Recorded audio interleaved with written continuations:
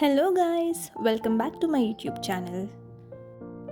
ఈరోజు మనం ఇంట్లోనే హెల్దీ అండ్ టేస్టీ హలీం ఎలా చేసుకోవాలో చూద్దాం. ఫస్ట్ మనం ఆనియన్స్ని థిన్ స్లైసెస్ లాగా కట్ చేసుకోవాలి. నెక్స్ట్ కుక్కర్లో ఆయిల్ వేసి ఆనియన్స్ గోల్డెన్ బ్రౌన్ కలర్ వచ్చే వరకు వేయించుకోవాలి.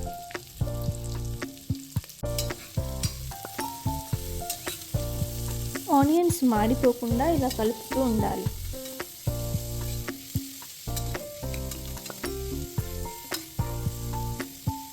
గరం మసాలా కోసం షాజీరా, ఇలాచీ, దాల్చిని అండ్ లవంగం గ్రైండ్ చేసుకోవాలి. మసాలా ప్రిపరేషన్ అయ్యాక ఇలా కందిపప్పు, మినపప్పు, శనగపప్పు,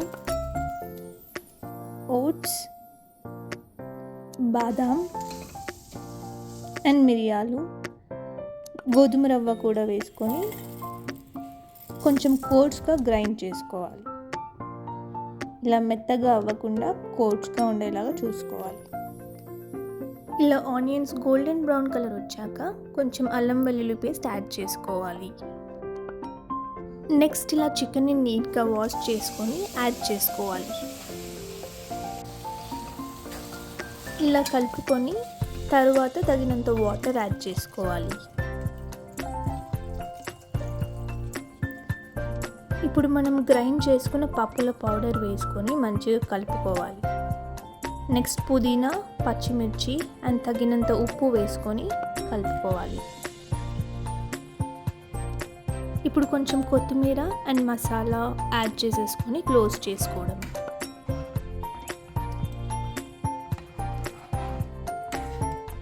ఇంకా కుక్కర్ మూత పెట్టేసుకొని 5 to 6 విజిల్స్ వచ్చే వరకు వెయిట్ చేయాలి. ఇలా బాయిల్ అయ్యాక చికెన్ని మెత్తగా మ్యాష్ చేసుకోవాలి.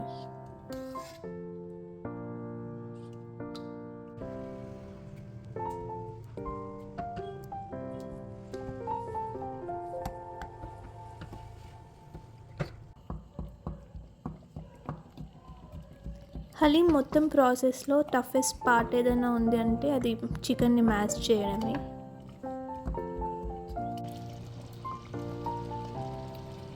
ఇలా స్టవ్ పైన ఒక 20 to 25 minutes ఉంచాలి.